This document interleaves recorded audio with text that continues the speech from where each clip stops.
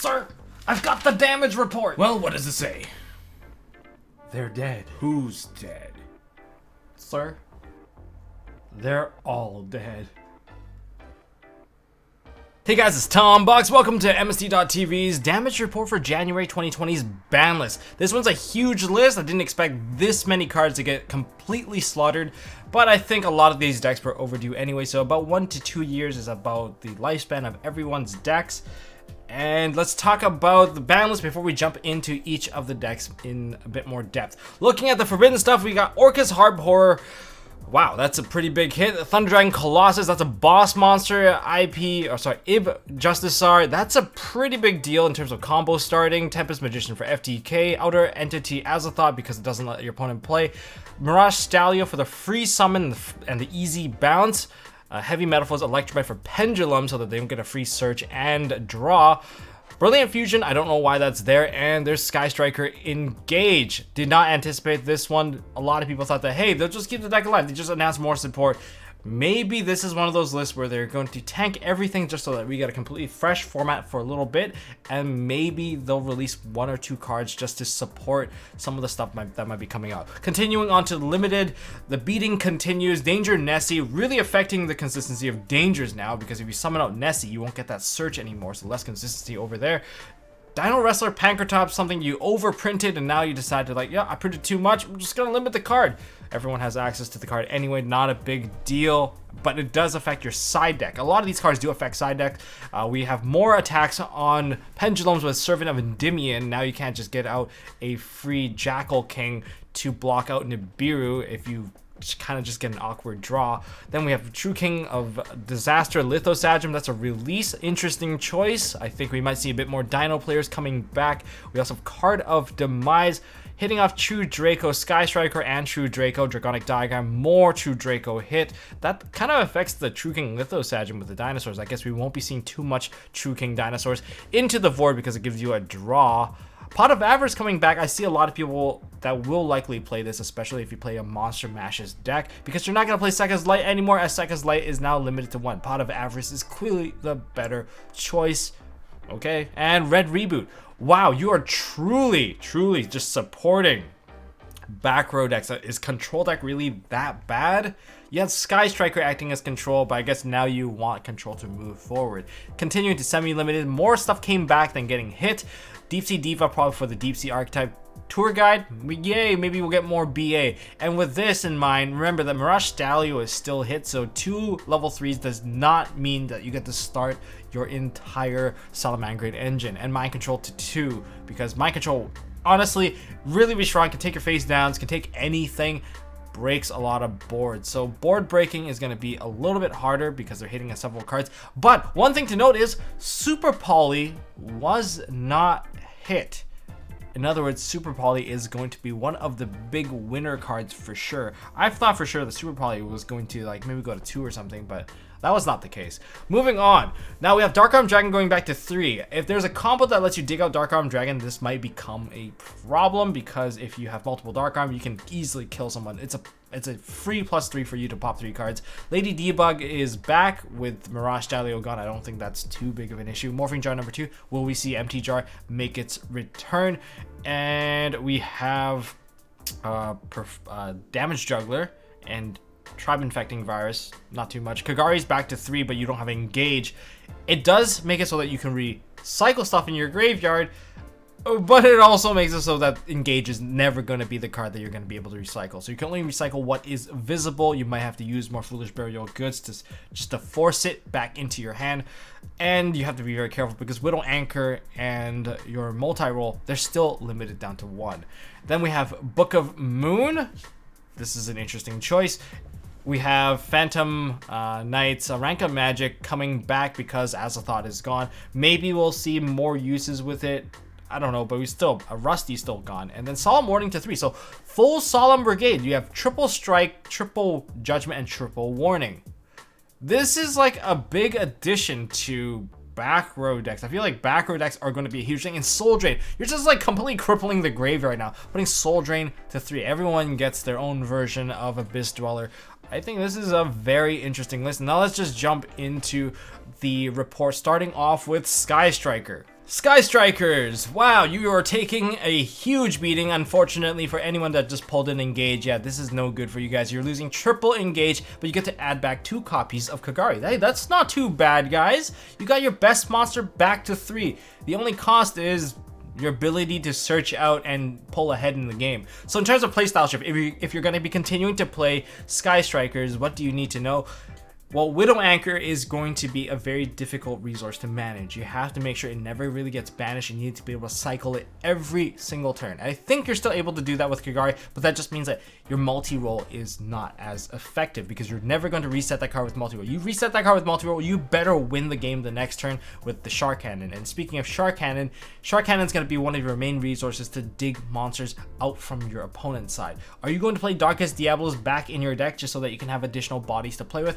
I don't know. I don't think it's that effective, but I think Shark Cannon might do a better job if you can take your opponent's Link monsters and summon it to your side in a proper chain. Once you get that stuff done, I think you can push for like the old Boral Sword OTK. But aside from that, you might be going for a much slower game with Mystic Mines and a lot more other floodgates just to keep your opponent under control. Maybe use Hayate to chip away at their life. So it's going to be a slower game for you, but you're still able to push. Overall, it's just not the same.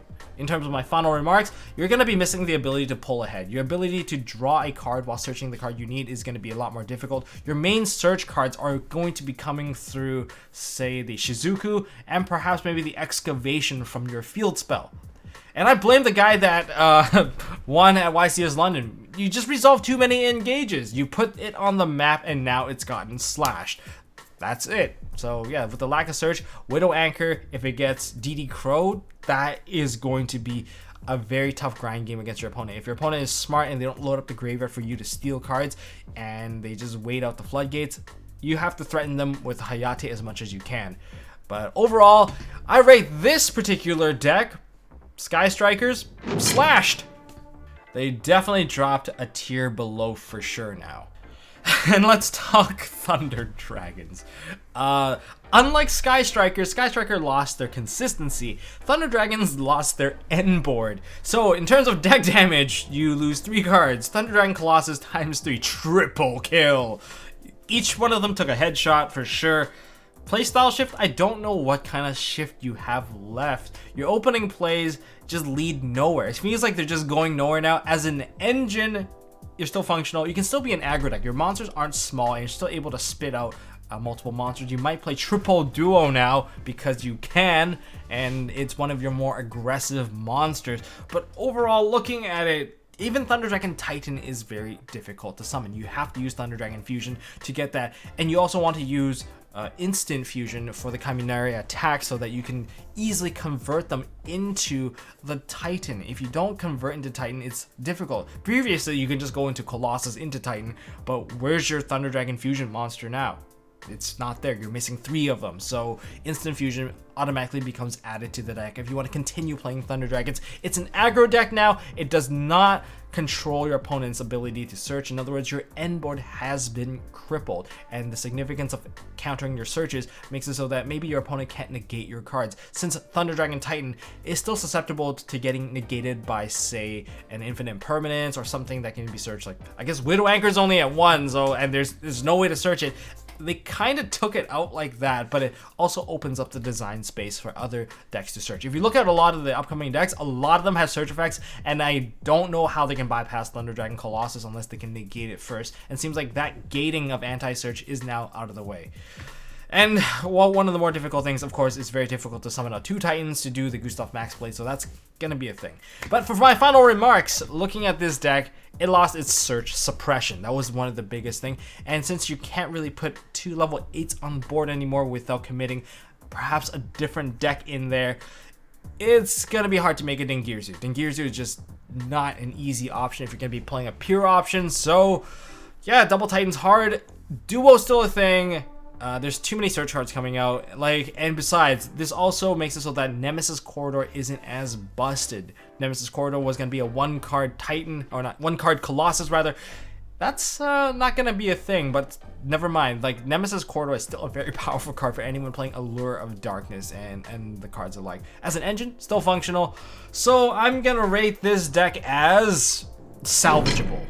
Okay, you guys can see the graphic. You guys might not like where I'm going with this, but it doesn't seem like Orcus is completely dead. They can actually shift their playstyle to, well, less of a one-card combo. One-card combo doesn't seem like it's going to be a thing because the one-card combo required the Heart Pourer to give you the additional body to do so. But, of course, deck damage, they lose triple Heart Pourer. In terms of deck recovery, they gain, I guess, 2 to 3 Brass Bombard. If they already played 1 Brass Bombard, I guess they might shove in 2, depending on whether or not they enjoy this particular playstyle. But as long as they're able to dig their deck, fetch into an Orcus Heart Pourer, perhaps play with World Wand, play with Greffer, they can still build the same board and still cycle the same play over and over, just like last format. So I am not writing them off. In fact, I'll just give you guys the combo right now. So if they have Armageddon Knight, they have Mathematician or Scrap Recycler, here's what you can do. If you open with one of those cards plus an Orcus Nightmare, or perhaps something along those lines, at least an Orcus monster, you can do something like this.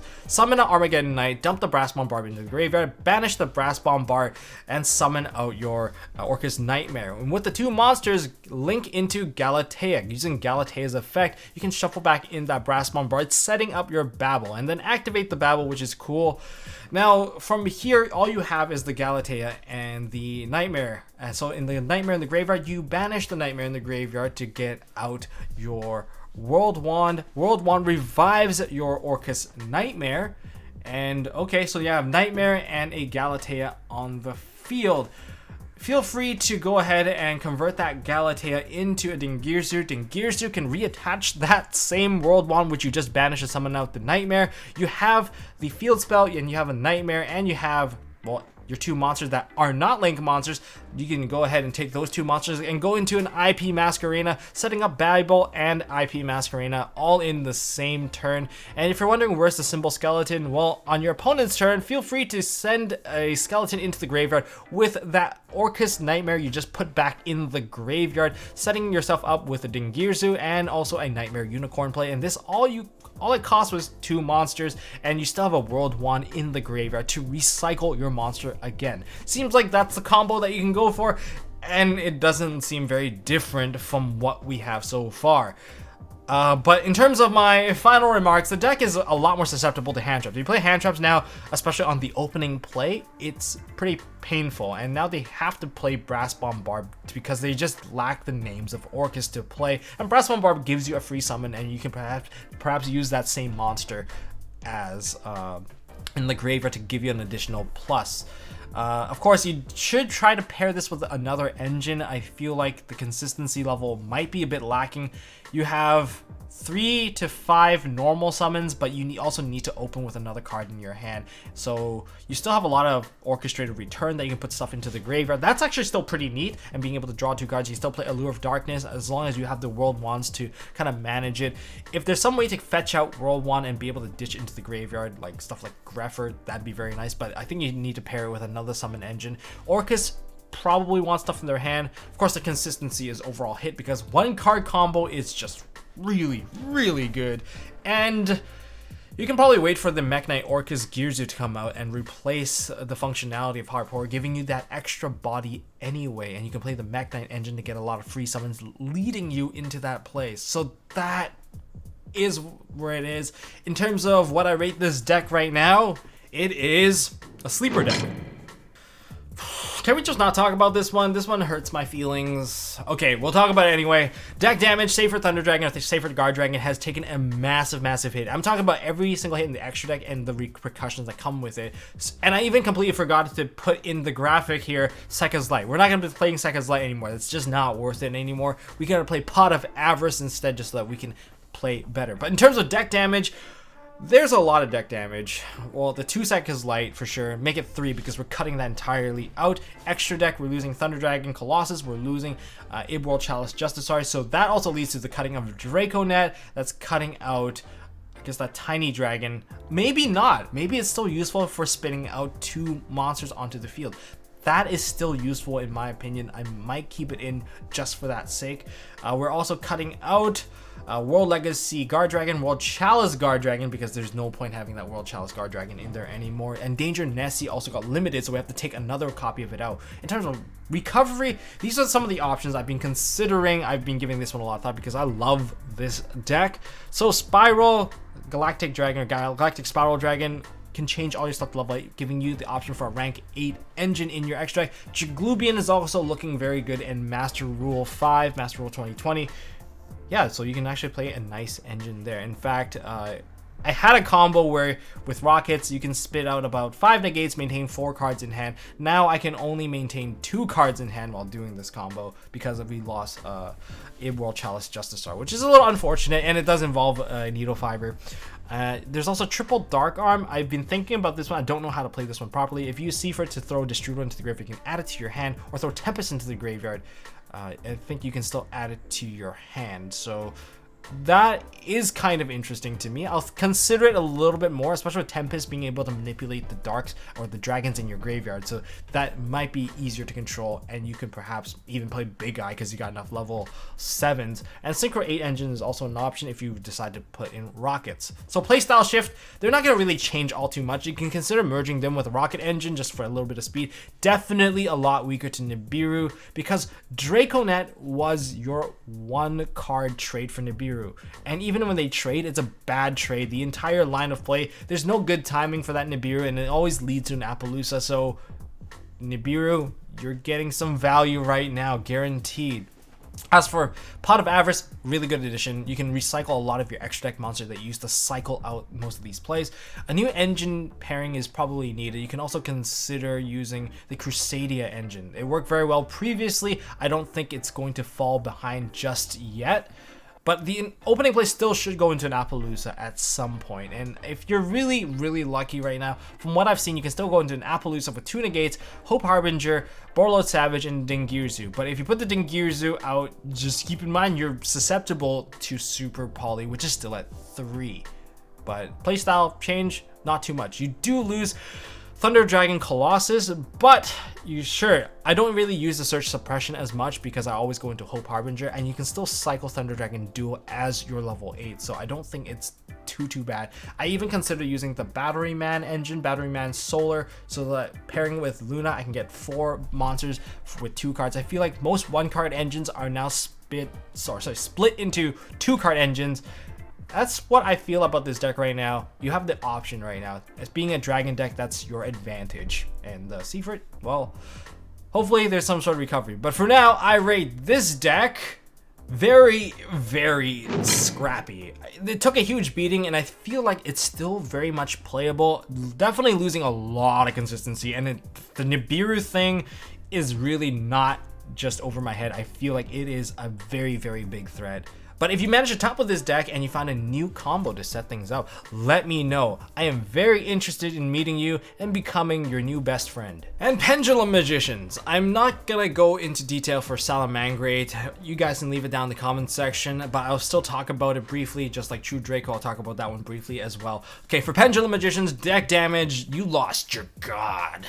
Heavy Metaphors Electromite is your most consistent toolbox, and you're losing that card. Easy to summon, sets up a lot of stuff, losing Double Servant as well, damaging your consistency when it comes to using Spell Power Mastery. It does change up the deck. I feel like you can actually fix the deck, but it might not be in the way that you think. Since everything got hit so hard, a lot of things in terms of the meta sank lower, so that some of the things that seemed less meta can become and form the new meta. But that's just my thoughts right now. You can leave a comment down in the comment section of whether or not you believe my words, or if you have some more insights to add to that. Okay, starting with the playstyle shift, you lost your god.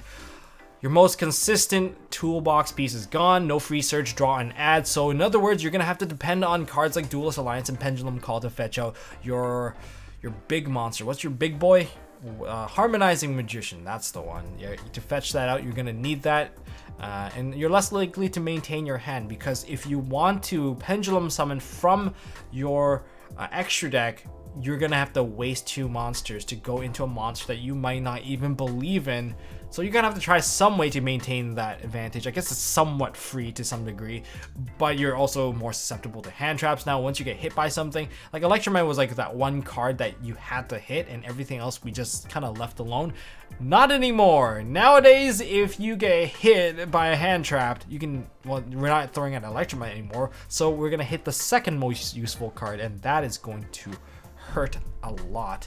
Final remarks: the loss of 2 servants make it a bit awkward to run multiple spell power mastery without more targets, because if you draw into spell power mastery while holding the servant, it's awkward. It's really awkward. There's nothing to search, and it's kind of a dead card, really.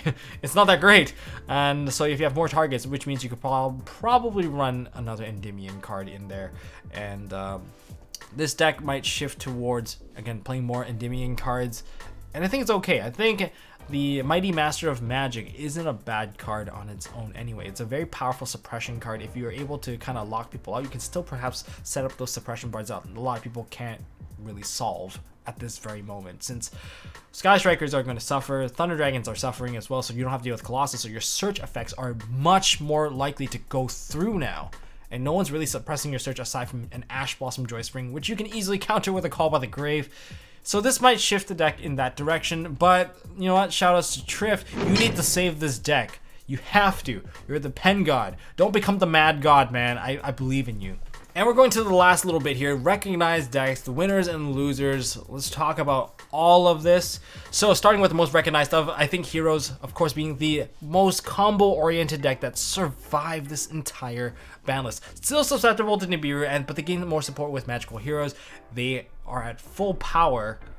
I don't see how this is a big loss for them. I think they are going to rise to the top because all the other decks kind of sank to the bottom. But in terms of control decks, Subterror and Altergeist, well, they're smiling right now. They're like, oh my god, a lot of the cards that counter my deck, Pancratops, Mind Control, the Red Reboot, all of those cards are like hit. It's just, what? They're gonna have a free reign, especially with Multi-Faker. They're not gonna worry about someone Red Rebooting them because that's just a Saki card that they draw. If they have it, they have it, but they only have one copy of it and they can't really use it again. Same with Subterror. Subterror, you can play more counter traps. You have Solemn Warning, and you can stun out most people's graveyards with Soul Drain. Soul Drain is no longer a Saki card to side in. It is now a legitimate card to stun out graveyard-based decks, and seems like that's the direction that they're going. As for Dinosaurs, you got True King Lithosage. I'm sure it's at 1. Same with Draconic Diagram. Still worth the play. You might see more Baby Ceresaurs. I mean, you pop Baby Ceresaurus, and that's not a once per turn thing. You're gonna spit out a giant board. You can go into the Dolkas to completely negate out monsters. I get that it's harder for us to set up the zones. I want to see if there's potential there. Terraforming plus that, just 2 cards, maybe even a set rotation if you're feeling, you know, kind of risky. And also Gren Maju decks. Gren Maju decks didn't really care much about this balance aside from like maybe the Nessie taking a little bit of a hit. Outside of that, they're not really, they're an aggro deck, they're not really control.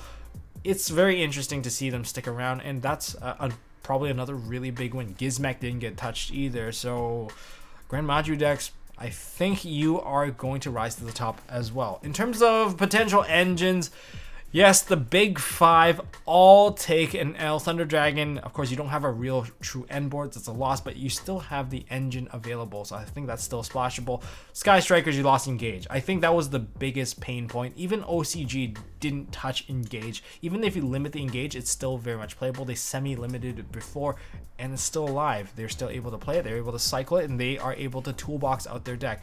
Orcust, it's a definitely a fall from grace, but I think they have the potential to come back as long as they find the correct engine to match up. Do you think Luna Light Orcas is still a thing? It could be. It could really very much be still a thing, but you're still, again, everything that was like able to dodge Nibiru is now able to smash that board just as well. And Salamangrates, you lost the ability to use play like a BA deck. Does that really change up for your deck? You still have your Soul Charge, you still have everything kind of intact. If you can set up your graveyard fast enough, you might not need to rely on Mirage Stallion. But one thing you did lose with Mirage Stallion is the ability to bounce away a problem card. But that problem card thing, most of it was like maybe a Colossus, maybe. Okay, one problem still exists is Dingirzu. If Dingirzu gets put on the board, you still have to break that. There's that. Okay, in terms of like some of the winners that kind of came out on top, I think Mech Knights, they didn't get touched at all, and they are also one of the most favored decks of this year because of the Mech Knight Orcas Girzu. I've seen that deck in action. It's very scary, and even with the Heart Power gone, that card is still a 1-card option to go into Galatea and setting up that graveyard for the Orcas play. So Orcas, don't sleep on Mech Knights. In fact, you should probably pick up a lot of Mech Knights right now while they are still slowly rising to the top in terms of price. I don't really want to go into markets. Infernoids, they didn't get touched, and that deck was already pretty scary. If you play anything that uses anything close to an extra deck, that deck, Imagination is a very brutal card to play against if you set up incorrectly. And then there's Rockets. Rockets also lost the IB, so I consider them as part of a loser in terms of what happened in this ban list. But I feel like they, again, can merge in with another deck, and I think it's okay. They still have that strong potential. In fact, they could even maybe merge in with Orcust. There's a potential there. There's a lot of free summons that it can offer. It's still there. And for a couple of honorable mentions, I guess there's one more I could have put in there as well. First of all, Madolche, they were still a 1-card combo deck, still susceptible to the same stuff, but the main meta is gone. And one of their biggest problems was Colossus blocking them from searching out their card, and if they're able to fully search out their deck, I find them very scary, and their OTK potential very much just one of those decks that once they get their additional cards, they're just going to push forward even more. Another really good deck coming up would be Generators. Although I would say after Eternity Code, they get even better. After Eternity Code, they can set up a 4-negate board very, very easily with just 2 cards, and that's very much thanks to Condemned Witch. And I guess the last card, or rather last deck that I think can also kind of move up, I guess would be like Shadal, or the last one is Invoked. Invoked has a good potential in the future, but overall, the product design space is a big win because Colossus, Orcus, Sky Striker, Salad, and Seaford, or I guess any sort of IB combo based deck, those decks really did not allow the meta to change. They were basically the prime of Yu-Gi-Oh, where they've controlled every aspect of that game in terms of aggro, suppression, control, loops. Everything was there, and all the new stuff, they have search effects. Colossus shuts them down. Oh, they set up unbreakable monsters. Dingirzu can send it away. Everything was just so easy access to the point. I tried, there's a lot of people playing the new Master Rule, and I joined in with a Saber Thunder deck. They get completely bodied because they don't out-resource me. The current cards aren't as fast when they're releasing it right now. And with a lot of these big decks out of the way, it reopens that design space again. So that's overall a very big win. And it is very difficult to beat the power threshold of the main 5 decks that we have so far. Although it was nice to have like 5 decks around for this long, but it was time for them to go. I mean, Thunder Dragons have existed for like close to like 2 years now. Is it 1 year? A year or 2? Sky Strikers has been here for like 2 years at the very least. Nightmare, like Orcus has been here for a while, just as long as Thunder Dragons, but their full potential was only reached after they got Dingirzu, which was last year, but they still have been around for over 2 years. Salamander was a very cheap deck. I think the next structure deck is going to change that up a little. As for IB combos, that was the early death, in my opinion. And the biggest loser is True Draco. That's just my opinion. You can disagree with it, but look at what they lost. They lost 2 copies of Draconic Diagram, which means 1 Ghost Ogre, and it feels like they're really promoting a lot of hand traps to come back. 1 Ghost Ogre, and that's the end of your Draconic Diagram. Without triple Card of Demise, your ability to replenish your hand is very limited. Once your board gets broken, that's over. You might replace it with a Pot of Extravagance. Well, if you're not breaking your deck, you're breaking your bank because you need to buy more Pot of Extravagance, and that also shuts down your ability to play one of your best cards, which is Monarch's Erupt. That shuts everyone off. Unfortunately, it's gonna be a bit pricey to play this deck if you want to play with the Extravagance. So replacing this deck, and maybe you're already playing the Extravagance, how are you gonna replace the Diagram? That is such an essential card, and it's going away to 1. which means if you don't open it, it's going to be very, very sad. It's difficult to search. Maybe you run set rotation to fetch it out. I don't know. It seems like there's nothing really great about this deck after that major hit. It's still a strong deck, don't get me wrong, but it's easy to manage. Your recovery from card demise is not going to be a thing. I don't know if a lot of people are still going to play this. Are you going to merge it with Sky Striker and use them as bodies? Or maybe you'll put in some very key Vanity's Fiend to stun out other decks, but it seems like Control might be the better way to play now. But that's just my opinion, guys. That's all I got for this video. If you guys enjoyed this damage report, hit that thumbs up button. I'm going to be working on a lot of new combos. Well, at least I'll be trying to work on new combos and discovering new decks, giving you guys updates on deck profiles and the such. So make sure you guys hit the subscribe button, ding the notification bell, and I will see you guys in the next one.